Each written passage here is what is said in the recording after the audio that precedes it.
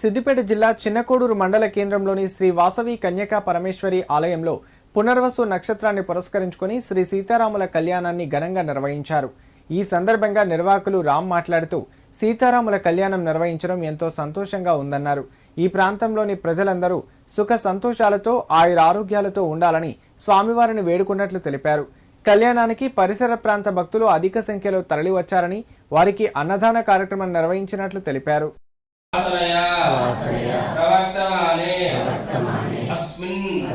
సంసార చక్రే మహతి నానాయోనిషు జనిత్వా కేనాపి భాగ్య